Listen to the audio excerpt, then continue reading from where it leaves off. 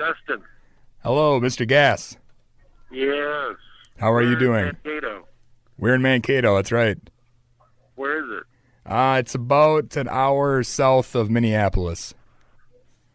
Really? Give or take, yep. I don't even think we're going there on tour. Not anywhere close?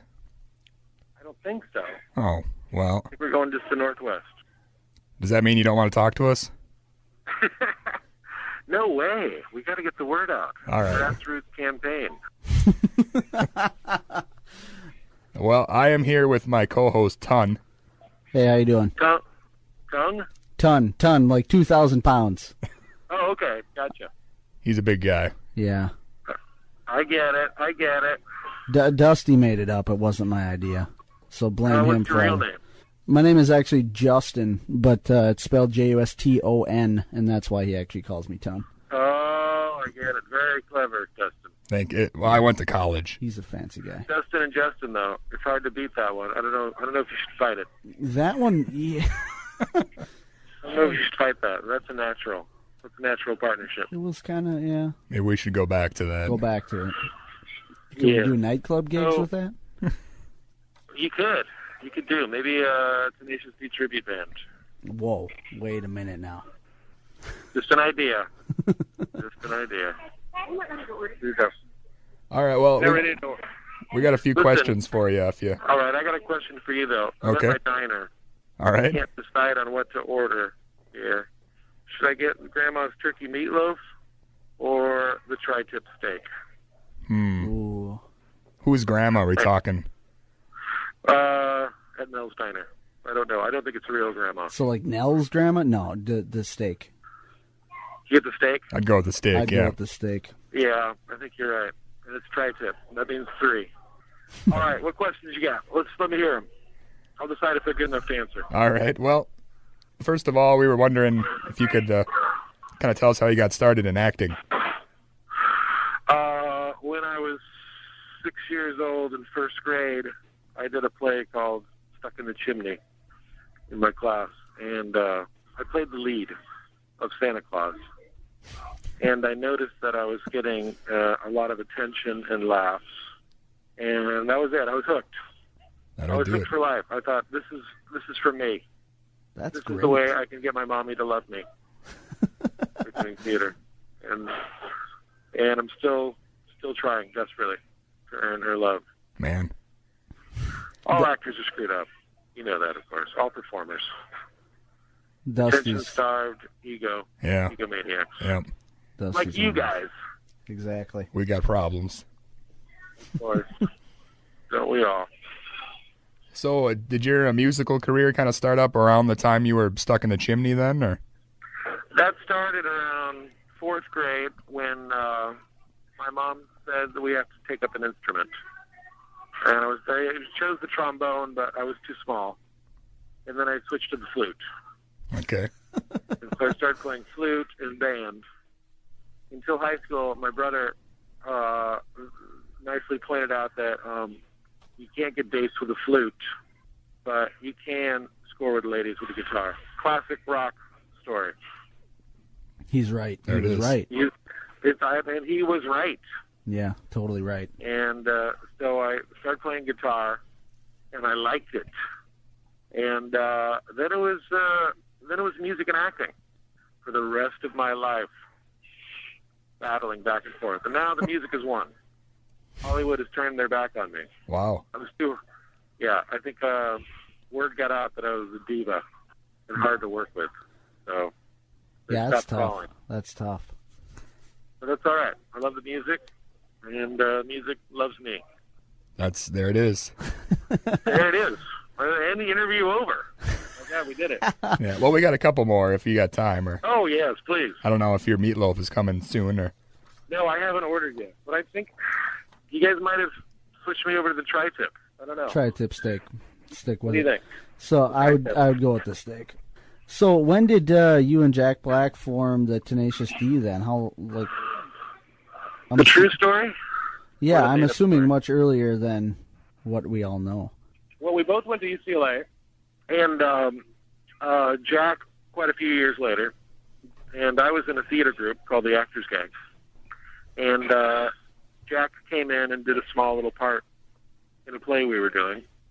And I was kind of the music guy in the theater group. And then noticed Jack was a very kind of show-offy musical sort and recorded all these 4-track demos back in the old days.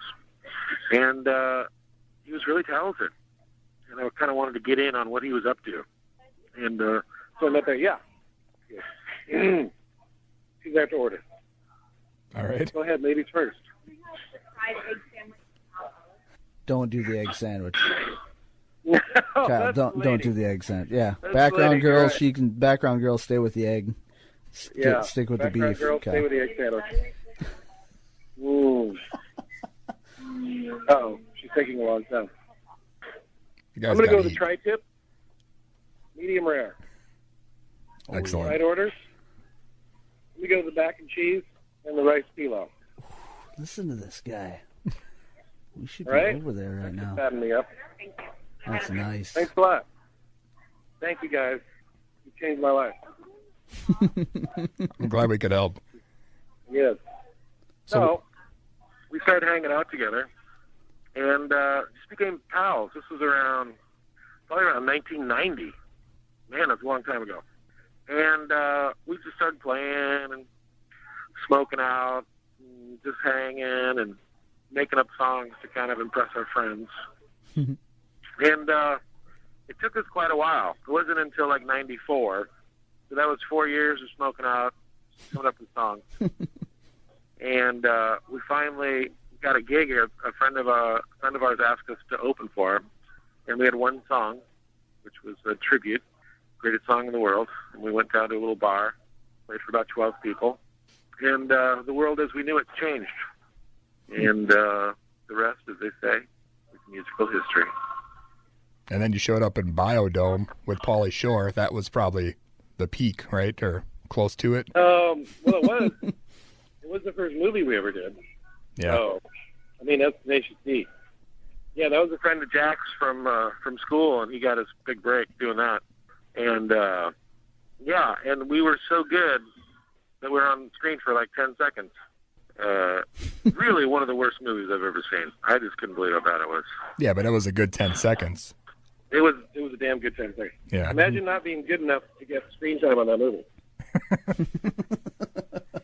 That's why you had to turn your back on Hollywood. I think so. In fact, I've been cut out of some of the worst movies.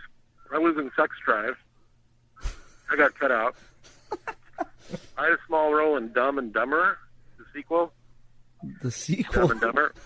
Dude, they didn't even get Jim Carrey back, yeah, I was cut out of that because I guess I wasn't funny enough to make Wow. Dumb and Dumber.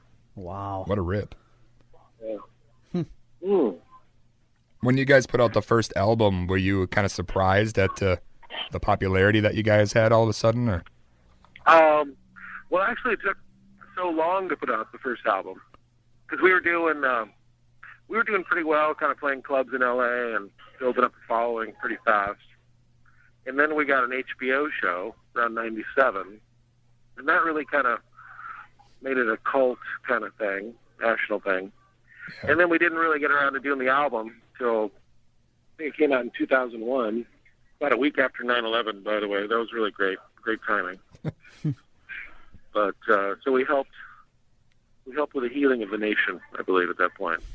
But by that time, it was I felt like it didn't surprise me because I thought we were pretty popular by then. yeah. So it was just very. I thought we waited an awful long time. We didn't really get it together. But by that time, it was great because it was kind of a nice little feeding frenzy, and the record industry was still kind of living high on the hog, and a lot of money being thrown around, and it was kind of the good old days right before the roof caved in.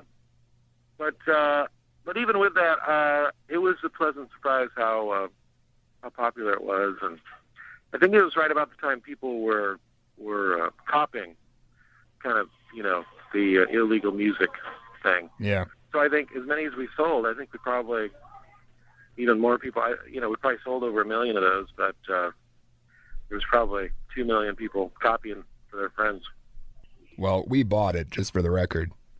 Ah, Thank you. And my family thanks you. That's no problem. It's all right. I'm not Lars Ulrich here. I'm not going to, I'm over most of you guys. I want to see that go down, though. The FBI knocking on somebody's door and busting them for copying some music. Let me see it. You got a Green Day track on here. Yeah. Illegally gotten. You just scrolling through the guy's hard drive, looking in his iTunes. Yeah, how crazy is that? and yet, in some ways, it is some sort of thievery.